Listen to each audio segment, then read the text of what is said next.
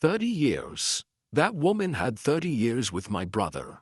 And she used every single one of them like a slow-draining battery pack, pulling just enough out of him each day that he never noticed how empty he was getting. My name is Jack Bryant. I'm a 58-year-old retired corrections officer from Louisville, Kentucky, and I have spent the better part of my adult life watching human beings in controlled environments. I know what a caged person looks like. I know the specific stillness that develops in someone who has stopped expecting anything different. From their situation, I recognized it in my brother James 3 years into his marriage with Sheila. I just didn't know what to do about it until the night he called me from a parking lot at 2:00 in the morning, shaking so hard I could hear it through the phone. Wednesday, September 3rd, 2:14 a.m. My phone buzzed on the nightstand. Patrice didn't move. She sleeps the way righteous people sleep, which is deeply and without guilt. I grabbed the phone, saw James's name, and was already sitting up before the first ring. Finished. James, breathing. Then, Jack. One word, my brother's voice, and something in the one word that I hadn't heard since we were 9 years old and he'd fallen off the garage roof and couldn't figure out if he was hurt or not. Where are you? Covington parking lot, Hyde Park. It's 2:00 in the morning. I know, I couldn't go home. There was this thing with the fishing trip and he stopped. Started again, Jack. I asked her if I could go fishing with Butcher's cousin next weekend. One weekend. I haven't been fishing in 4 years. 4 years. I waited. She said no. Said she needed the garage reorganized before the Pattersons come over next month. Jack, the Pattersons aren't coming until October. I can go fishing and reorganize the garage and still have 3 weeks left over. I told her that. You know what she did? Tell me. She didn't yell. She didn't argue. She looked at me and she said, "I thought you cared about this family," and walked out of the room. A pause. I've been sitting in this parking lot for an hour because I don't know how to go back in there. I looked at the ceiling. Patrice's hand found my arm in her sleep. She has radar, that woman, and I put my hand over hers. For a second, James, stay on the phone, tell me everything. He talked for 91 minutes. I know because I checked my call log the next morning. In 91 minutes still felt like he'd barely scratched the surface. The promotion at his engineering firm, the one 12 years ago that would have moved them to Portland. James had wanted it, had practically already accepted it in his head. Sheila called his supervisor directly and declined on his behalf. Told the man that James had decided the timing wasn't right for the family. James found out from his supervisor 2 weeks later. Sheila's explanation: I was protecting us, the savings account. Sheila's name only, always had been. James's direct deposit went into it. James got an allowance. He used that word, allowance. And I had to physically stop myself from saying something. For gas and lunch. Marcus Ford, James's closest friend since college. The man stood as his best man at their wedding.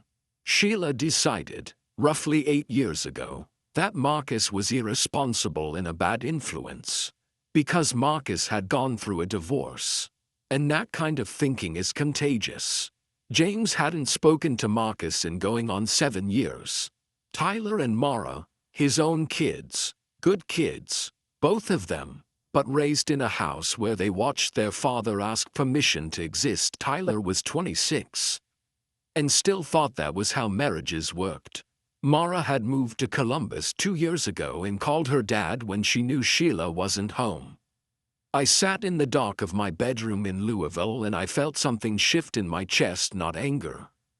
Not yet, something quieter, the feeling of a decision forming. James, I said when he finally ran out of words. Go across the river. Get a room at the Covington Inn. I know the manager there. I'll call ahead, Jack. I can't just, you're already in a parking lot at 2:00 in the morning. You've already left, for the night whether you meant to or not. Go to the Covington Inn. I'm coming to Cincinnati. A long pause. You don't have to. I know I don't have to. I want to. I swung my legs off the bed. I've wanted to for about 25 years. Brother. This just finally felt like the right time. Patrice was awake when I hung up. She didn't pretend otherwise. How bad? She asked. Bad. I turned on the lamp. I'm going to Cincinnati. She sat up, looked at me the way she's looked at me for 32 years. Steady, clear, already 3 steps ahead. The switch. She nodded slowly. We'd talked about this. Not seriously. Not as a real plan. Just one of those conversations married people have when they're frustrated about something they can't fix. What if you just went and the sentence had never finished until now? How long? Week, maybe 10 days. She reached over and picked up her phone. I'll call the school and reschedule your sub-coverage. Patrice teaches 4th grade. She has handled every complicated thing in our lives with the same calm she uses to explain fractions. It is one of the reasons I love her unreasonably. You're going to need to practice his handwriting. He still does that thing with his 7s. I know, we're identical, Patrice, not strangers. You haven't been in the same room with Sheila for 4 years. She's going to be looking for anything off. She gave me the look. Practice the 7s, Jack. I practiced the 7s. I arrived in Covington on Friday morning, September 5th. James was in room 114 of the Covington Inn. A good room, Riverview, the kind of place that's comfortable without being impressive. He looked like a man who'd slept for the first time in years and hadn't quite figured out how he felt about it. We sat across from each other at the small table by the window, and I studied his face. Same face I've been looking at since before I can remember. Same jaw, same eyes, same slight asymmetry on the left side that only matters to us. 58 years of the same genetic information diverged into 2 entirely different experiences. James looked at me the same way. This is strange, he said. It's always strange. We're twins. No, I mean, he gestured between us. You look like what I think I'm supposed to look like. Does that make sense? It made complete sense, and it was the thing that decided it for me. Right there at that table, more than anything else he'd said on the phone. Here's what's going to happen, I said. You're going to tell me everything. Schedules, routines, what she makes for dinner Monday through Sunday, what you watch on weeknights, what you drive to work, what route you take, what time you're expected home, her patterns, her triggers, her tells, everything. Jack, she's going to know, she might, eventually. I picked up the coffee cup, but I promise you she's going to spend the days before she figures it out more confused than she has ever been in 30 years of managing your life. And that confusion is going to be educational. For everyone. James was quiet for a moment. Then, the smallest thing, the corner of his mouth moved. She reorganized the garage last spring. There's nothing in it that needs doing. I know, she made that up. I know, James. He looked out at the river, the Ohio moving slow and gray in the September morning. She told my boss I didn't want that promotion. I know, you told me I wanted that promotion, Jack. I know you did. He turned back to me, and for the first time since I'd arrived, he looked like my brother instead of a man I used to know. Don't blow up my house. I'm not going to blow up your house. I set the cup down. I'm going to remind it what you sound like. We spent all of Friday and Saturday in that hotel room. James talked. I took notes. Actually took notes. A yellow legal pad. Because Patrice was right about the details. Sheila's schedule, her coffee order in the morning, the specific way James loaded the dishwasher that she'd corrected enough times that it was now muscle memory for him, the neighbors to avoid, The ones who were genuinely James's people. The way Sheila referred to his engineering work as your little projects. James said it so neutrally that I don't think he even registered it anymore. I registered it. Sunday morning, September 7th. James caught a Greyhound to Louisville. Patrice was waiting for him at the station. She'd agreed to host him, feed him, and keep him off his phone unless it was an emergency. Her words to him at the door, as relayed to me later, were, "Come in, eat something real. Your brother's got this." Sunday afternoon, I drove James's car, a sensible gray sedan that had Sheila's preferred radio station already programmed, across the river and into Hyde Park, Cincinnati. I parked in James's driveway. Sat for a second. 30 years she ran this man. 10 days, I figured. 10 days of a different version of the same face. Let's see what Sheila Vance does when the machine doesn't run. I got out of the car and walked into my brother's house. Welcome back to Sweet Family Revenge. Grab your snacks, get comfortable, and remember, the people in these stories had every chance to behave themselves. They just chose wrong. Drop a comment below, and make sure you subscribe. You're going to want to be here for what comes next. Sheila was in the kitchen. Sunday dinner, pot roast, which James had mentioned was her signature performance dish. The one she made when she wanted the house to feel like everything was fine. She looked up when I came in. "You're late. Traffic on the bridge." I set James's keys on the hook by the door. Right hook, James had specified, always the right hook, and walked to the kitchen like I'd done it 10-0 times. Because James had 10-0 times at least, the Pattersons confirmed. For October 15th, Sheila said, not looking up from the stove, "I told them we'd do dinner here. I need you to look at the garage this week. The shelving on the left side has been loose for months. I'll take a look," I said. "Also, your mother called. I'll call her back." She called twice. I turned, looked at Sheila directly. She was still facing the stove, poised, composed, the specific posture of a woman who expects her words to land without requiring eye contact to enforce them.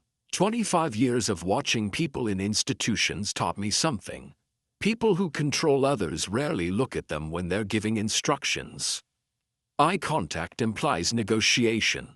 Instructions don't negotiate. "I'll call her back, Sheila," I said, same tone, no edge. She didn't respond, which meant that was fine. I didn't know it yet, but that exact exchange, so small, so routine, was going to feel completely different to her by Wednesday. Dinner was quiet. Tyler stopped by. He lives 12 minutes away in Oakley. Worked at a marketing firm downtown. And ate with us. He looked at me once, across the pot roast, with an expression I couldn't fully read. Not suspicious. Something more careful than that. I filed it away. After Tyler left, after the dishes were done, I did them without being asked, which apparently was not James's pattern. Because Sheila watched me from the doorway with an expression like she was checking if the step was broken, I sat in the living room and watched the evening news. Sheila came in at 9 o'clock, sat in her chair, picked up her book. 10 minutes passed. "You're quiet tonight," she said. "Long week," I said. "Good quiet, though." She turned a page. I looked at the television. "Good quiet, though." James had told me she hated that phrase, that he'd used it once, years ago, and she told him that quiet is never good. It just means something's being avoided. I waited 30 seconds. What does that mean? Good quiet? Means I'm comfortable. I didn't look away from the TV. Means the house feels okay. Doesn't always feel okay. A pause long enough to park a car in. The pot roast was good. She finally said, "Yeah." I said, "It was." I went to bed at 10:30. Lay in James's bed in James's room, and looked at the ceiling. He's been sleeping in this room for 30 years. Same ceiling, different man than he started as. Not for long. Monday, September 8th, 6:45 in the morning. I was making coffee when Sheila came downstairs in her robe, already operating, already in the mode I'd come to think of as management posture. Chin up, shoulders set, the morning briefing face. The Hendersons are coming Saturday, she said, pulling her mug from the cabinet. I need you to confirm the menu with Sandra Henderson. She has that dairy thing now. And move your thing with Tyler to Sunday. Also, make sure your car is out of the driveway by 10 o'clock. Sandra comments on cars. I poured my coffee, turned around. No. Sheila stopped, not froze. Stopped. The way a machine stops when you pull a plug. Everything that was in motion just ceased. What? Tyler's thing stays where it is. My car's fine in the driveway. I picked up my mug. Call Sandra yourself about the dairy thing. You're better with dietary details than I am anyway. The silence that followed was the loudest thing I'd heard since leaving Louisville. Sheila's face did something I don't think her face was accustomed to doing. It searched, scrolled through responses the way you scroll through a menu looking for something that fits the situation, and came up empty. James. Very measured. I'm just asking you. I know what you're asking. Still calm. Still warm. Even, not cold. I wasn't being cold. That wasn't the point. The point was simply that there was a man in her kitchen who meant what he said. I'm good on all of it except those 3 things. Those 3 things I'm passing back. She left the kitchen without finishing her coffee. I didn't know it yet, but she was going directly to her phone. And who she called would become very important before the week was out. Monday's no-send ripples. By Monday evening I felt them. Sheila was pleasant at dinner. Specifically, deliberately, surgically pleasant. The kind of pleasant that is designed to make you feel the weight of the alternative. See how nice this can be when you cooperate. James had described this exact mode. He called it the good weather warning. Sunny skies right before she needed something. I was thinking, she said, passing the salad, that we could repaint the den before the Pattersons come. The den looks fine. It looked fine 3 years ago. It looks dated now. I like it. Pleasant face. Persistent. I just think it would be nice. Then let's talk about it after the Pattersons come and we see whether they even notice. I took the salad. No sense painting. For guests who might not care. She put the salad bowl down with slightly more precision than necessary. That's true, I thought. Keep going. Sheila. Wednesday, September 10th. Mara called in the afternoon. James's younger daughter, 23, calling from Columbus. She called the house phone, which I'd noted was her pattern. She avoided Sheila's cell whenever possible. Hey, Dad. Her voice was bright, but listening. The specific brightness of a child who has learned to take emotional temperature before entering a room. Hey, sweetheart. How's Columbus? Good, really good. Hey, are you okay? You sound different. Oh, she's sharp. Different how? I don't know. More. A pause. Dad, did you actually tell Mom no about something? I smiled at the wall. Why do you ask? Because she called me Monday and said you were being difficult. And I've never, Dad. I've never heard her use that word. For you, she uses that word. For Tyler when he pushes back. She never uses it for you. Things change, I said carefully. Dad, softer now. Is everything okay? Like, are you okay? She deserves the truth. Not yet, but she deserves to know something real. I'm the best I've been in a while. Mara, I promise. You don't need to worry about me right now. A pause. She was working something out. Okay, she said slowly. I believe you. Good. Come visit soon. Bring your appetite. I'm cooking Saturday. You're cooking? You never. Another pause. Okay, yeah, I'll come Saturday. I hung up and stood in James's kitchen. For a moment, she knows something's different, she just doesn't know what. And the fact that her first instinct was concern, not irritation, not suspicion, that tells me everything about what kind of daughter James raised, even from inside a managed house. I texted Butch Keller in Louisville. How do you feel about a drive to Cincinnati Saturday? Butch texted back in 4 seconds. Do I get to watch you do the thing? Yeah. Leaving Friday night? What time? Thursday, September 11th. Sheila called Roberta. I know because Tyler told me. He stopped by Thursday evening on what I was beginning to understand were increasingly frequent visits. He'd been by Monday, too, and again Wednesday, for 20 minutes. Each time he watched me with that careful, unreadable expression from Sunday dinner. Thursday he stayed, for an hour. We sat on James's back porch. September evening, cooling off, the Hyde Park neighborhood doing its quiet thing around us. She called Grandma Roberta. Tyler said, not a question. Did she? Said you were going through something. And that Grandma should probably check in. He picked at the label on his bottle. Grandma Roberta called me after. Asked me if Dad seemed okay. What did you tell her? He looked at me sideways. That expression again, careful, precise, landing somewhere between a question and a statement. I told her Dad seemed great. He said, best I'd seen him in years. Honestly. We sat with that, for a moment. Uncle Jack, Tyler said quietly. I didn't answer. I figured it out Monday night.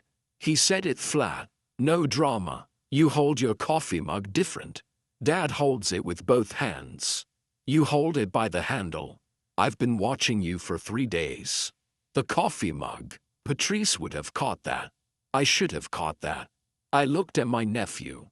26 years old, his father's face, his father's steadiness, but something in his eyes that James had spent 30 years losing. How long have you known your dad needed something to change? I asked. He looked out at the yard. A long time, since I was about 12, he said, and she told him he wasn't allowed to coach my little league team anymore because it conflicted with her book club. I put my coffee mug down. Both hands. He coached 1 game. Tyler said, I remember it. He was good. He was laughing. He paused. I don't remember the last time I saw my dad laugh without checking first to see if it was okay. The yard was quiet. The neighborhood was quiet. Something in my chest that had been wound up since Wednesday's parking lot phone call unwound about 2 full turns. Tyler. I turned to look at him directly. I need you to not say anything to your mother. Not yet. Can you do that? He looked back at me.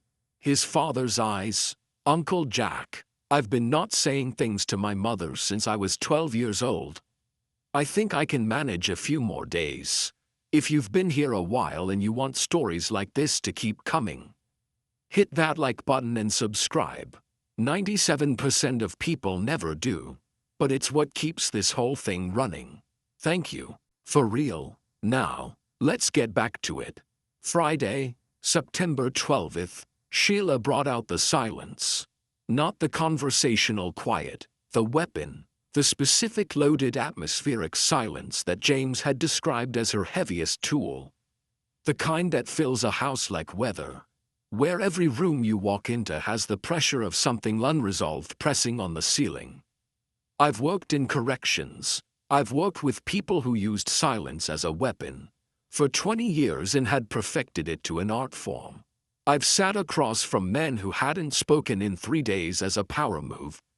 I made coffee, made breakfast, left Sheila's portion on the counter under a plate, went to James's home office and worked on the crossword I'd brought from Louisville. At 11 o'clock a.m., Sheila appeared in the doorway. I don't understand what's happening with you. I looked up from the crossword. Patient, unhurried. What do you mean? You've been different since Sunday. You're not talking to me. You're not reframed. Sheila Vance Bryan was not a woman who easily showed confusion. But what was on her face right now was as close as she got. I feel like you don't care about what I need right now. I hear that. I set the crossword down. What do you need? I need you to. She paused. The framing had been ready. She'd walked in here with it loaded. But something about the direct question seemed to interrupt the delivery mechanism. I need things to feel normal. I think things feel pretty normal to me. I said. I made breakfast. I checked the garage shelving. Fixed the left side. By the way, it was just 2 loose screws. I've been right here all morning. That's not what I mean. Then help me understand what you mean. Sheila, specifically. The specifically landed somewhere. I could see it land. She looked at me for a long moment, then for the first time since Sunday. Maybe, for the first time in a very long time, I saw something behind the management posture. Not softness. Exactly. Something more like the outline of a person who had been operating on a particular strategy for so long that being asked to name it out loud to someone who wasn't going to flinch was a genuinely new experience. She left the doorway without answering. I didn't know it yet, but she was going to call Roberta again. And this time Roberta was going to say something that changed the weekend entirely. The best thing about being a twin isn't what people think. It's not the finishing each other's sentences or the feeling pain across distances thing. It's simpler than that. It's that somewhere in the world there's a person who has known your face longer than anyone. Longer than your parents, longer than your wife, and when that person shows up at a moment that matters, something in you that's been braced for a long time finally gets to breathe out. Saturday, September 13th, Butch Keller arrived at 9:00 a.m. in his pickup truck with a cooler of drinks, a bag of chips, and the energy of a man who'd been waiting his whole life for exactly this situation. Sheila answered the door. Butch, she said, the name alone carrying an entire filed complaint. Sheila, Butch, God bless him, has never in his life acknowledged subtext. Beautiful morning, isn't it? Brought drinks? James around? She looked past him at the truck, at the cooler, at Butch's general presence in the universe. He's in the kitchen. He walked past her like a man who'd been walking through doors his whole life without checking if they were open. In the kitchen, Butch set the cooler down, looked at me and performed an extraordinary act of discipline. He held it together completely without a single crack in the facade. Morning, he said, like we'd done this 100 times. Morning, Butch. I handed him a coffee. Glad you made it. Wouldn't miss it, he said, and the way he said it had enough dry humor in it to fuel a separate story entirely. Mara arrived at 11:00. She walked in, hugged me. I let her hug me. James's daughter, with the specific careful feeling of something borrowed and precious. And then held me at arm's length. You look good, Dad. She looked at me a beat longer than a daughter looks at a father she talks to every week. Then something settled in her face and she let it go. And she went to pour herself coffee. She knows, I thought, or she's close. But she's choosing to let it be whatever it is. Marcus Ford arrived at noon. I'd called him Wednesday as James. Voice steady, words careful. Marcus, it's James. I know it's been too long. Way too long. I'm having some people over Saturday. I'd really like you to come. A silence on the other end long enough that I thought the call had dropped. Then Marcus very quietly, James. Yeah, I'll be there. 59 years old, Marcus Ford, heavier than the photos James had shown me. Gray at the temples, the same wide steady face of a man who'd weathered something and come through it. He looked at me for a long second. Then he walked forward and put both arms around me and I let him. Because whatever he thought he was hugging, the gesture was 30 years overdue and it belonged to my brother regardless. Man, Marcus said into my shoulder. Man, I missed you. I know, I managed. Me, too. Sheila came down the stairs at 12:15 and stopped on the bottom step. She looked at the kitchen, at Butch, at Mara, at Marcus Ford, at the food I'd made, at the general occupied warmth of a house that had been quiet for so long that it had apparently forgotten what full felt like. Her face moved through 4 expressions. Then she straightened, walked into the kitchen with her chin up. "Marcus, flat, I didn't know you were coming. James invited me," Marcus said with the specific pleasantness of a man who does not owe anyone in this room an explanation. "Great to see you, Sheila." She looked at me. I looked back at her. Steady, comfortable, at home in this kitchen in a way that I could see her registering it didn't feel quite right and didn't feel quite wrong, and was slowly quietly making her feel like she was the one who'd walked into the wrong house. "I'm glad you're here," I told her. "Eat something." Roberta arrived at 1 o'clock. I hadn't invited Roberta. Sheila had, which meant Sheila had been on the phone with her mother again and had decided she needed reinforcement, which meant Sheila was more off balance than I'd realized. Roberta Vance was 79 years old, small, upright, sharp-eyed in the way of women who've spent a long time paying attention to things they couldn't change. She came through the door, kissed Sheila on the cheek, surveyed the room, and when her eyes landed on me, they stayed. "James." She held out both hands. I took them, looked at her. Something in her face was doing the same math Tyler had done Monday night. And she was further along in the calculation. "Roberta, glad you could make it. Been a good week," I said. She held my gaze 1 beat longer than comfortable, then moved into the kitchen. I didn't know it yet, but Roberta Vance had made a phone call that morning that had nothing to do with Sheila. The afternoon moved the way good afternoons move, with noise and food and overlapping conversation. Marcus and Butch found each other immediately and settled into the easy back and forth of 2 men who'd both spent years in James's orbit and had never been allowed to meet. Tyler arrived at 2 o'clock, walked in, looked around, saw Marcus Ford and said, Did someone actually invite?" and then caught himself and sat down and said nothing else. Just watched the room with the same quiet attention he'd had all week. Mara sat next to Roberta at the kitchen table. I watched them from the doorway. A conversation I couldn't hear over the general noise. Something passing between them that was low and careful and real. Sheila managed the room the way she always managed rooms, moving through it.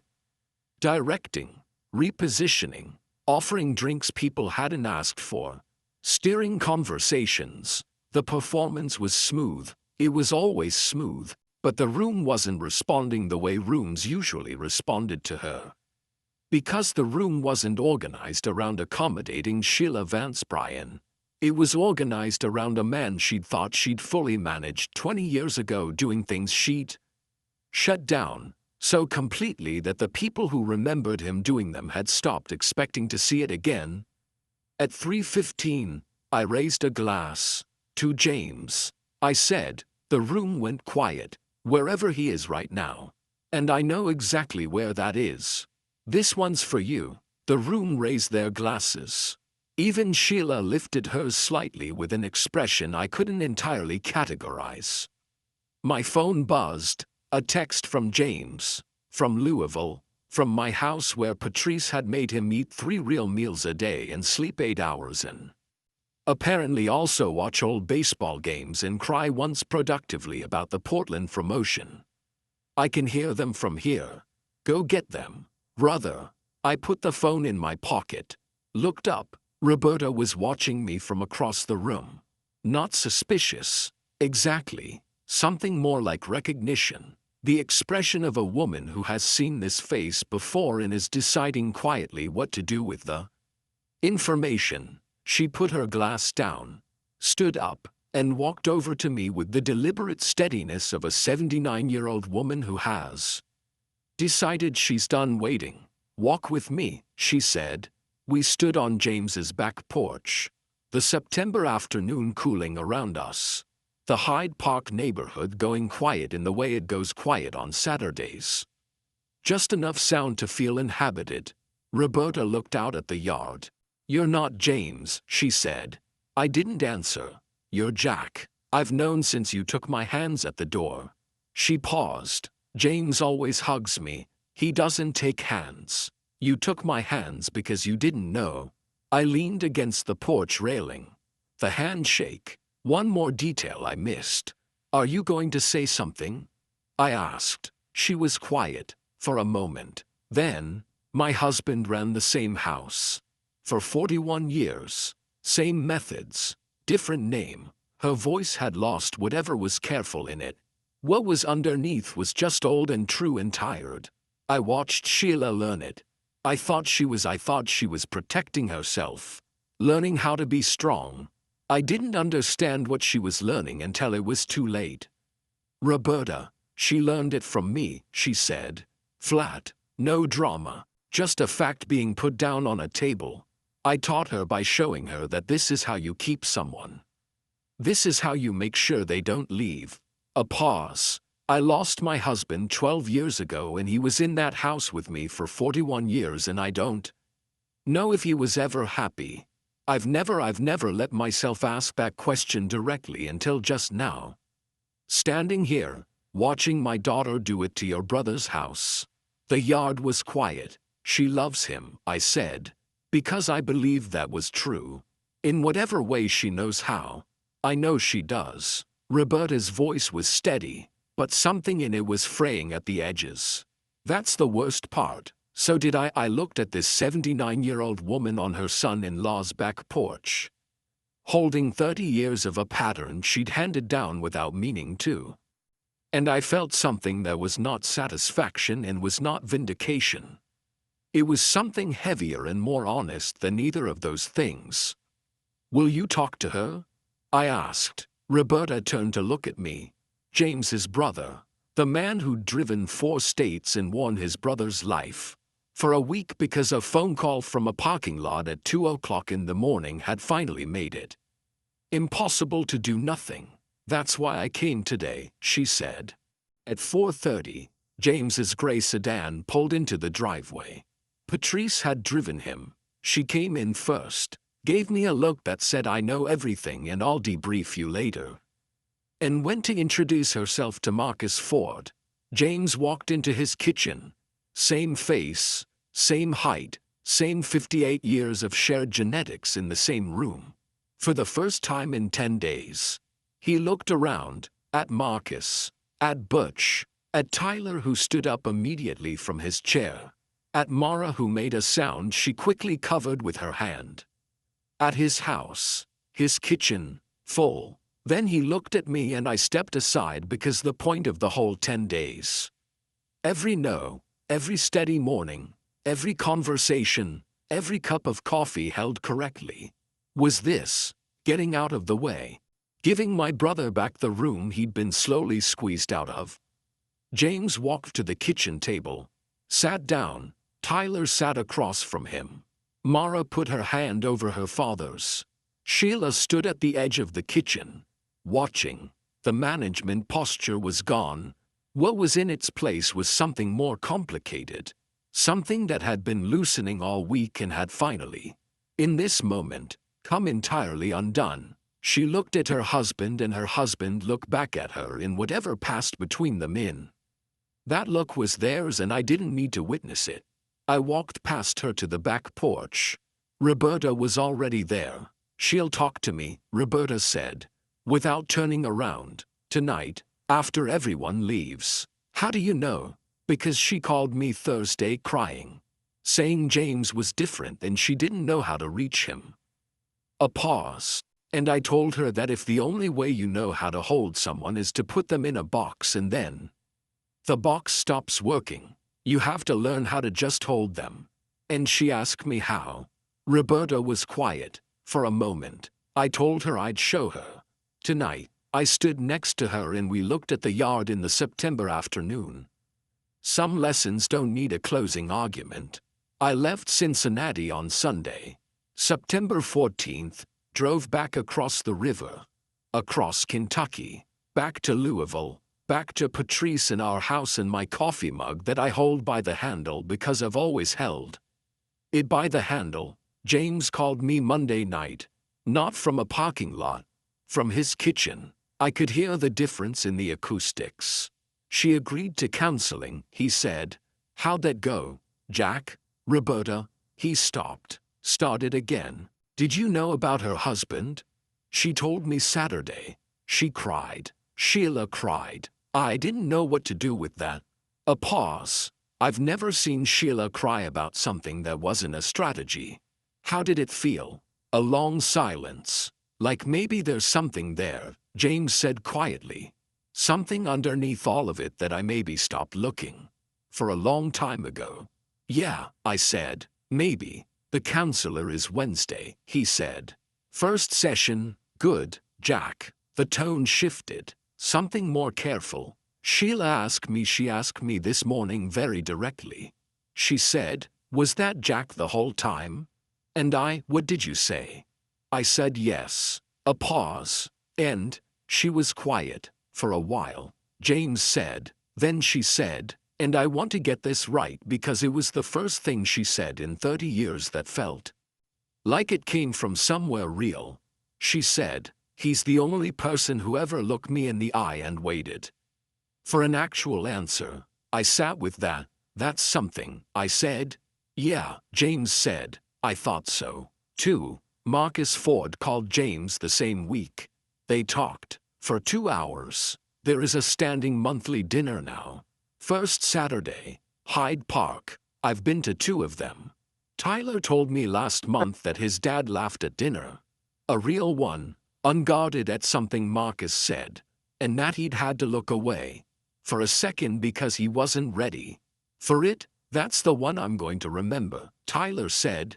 Yeah, kid, me, too. If you liked this story, join our community by hitting that like button and subscribing for more real, raw, and family-centered stories.